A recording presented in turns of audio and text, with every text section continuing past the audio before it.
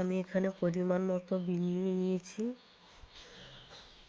তারপরে বিনগুলো একটা পাত্রে জল নিয়ে ভালো করে ধুয়ে নেব।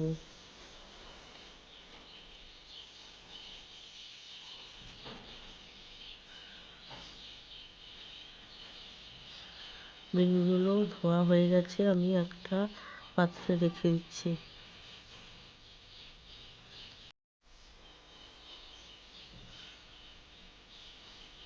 তারপর বিনের দু সাইডটা কেটে নিচ্ছি।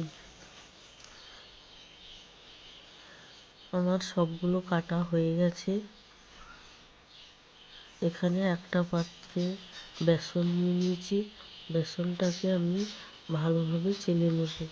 চালা হয়ে গেছে, আমি একটা পাত্রে বেসনগুলো ঢেলে নিচ্ছি।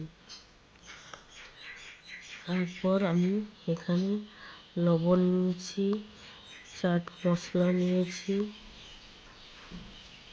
হলুদ গুঁড়ো আর লঙ্কা গুঁড়ো একে একে আমি বেসনের মধ্যে দিয়ে দেবো। লবণ, চাট মশলা,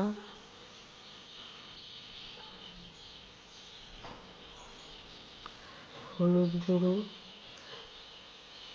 আর লঙ্কার গুঁড়ো দিয়ে বেসনের মধ্যে ভালো করে মাখিয়ে নেব।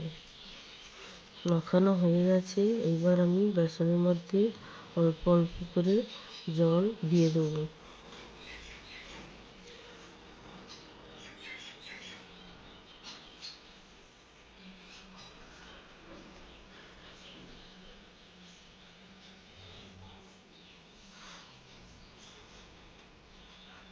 ডোটা ঠিক এইভাবেই আমি তৈরি করে নিচ্ছি। দেখো বন্ধুরা, আমার তৈরি করা হয়ে গেছে, ঠিক এইরকম হবে। তারপর গ্যাসের উনুনে একটা কড়া বসিয়ে দিয়েছি। কড়াতে আমি পরিমাণ মতো জল দিয়ে দিচ্ছি।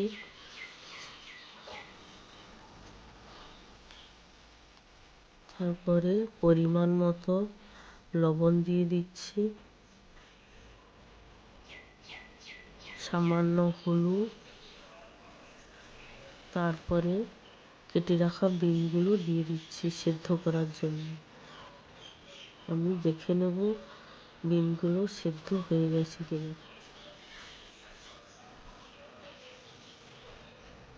অল্প বাকি আছে, এটাকে আমি আবার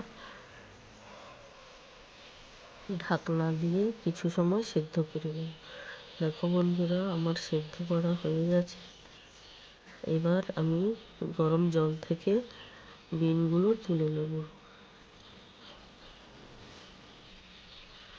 দেখো সেদ্ধ বিনগুলো তুলে নিয়েছি।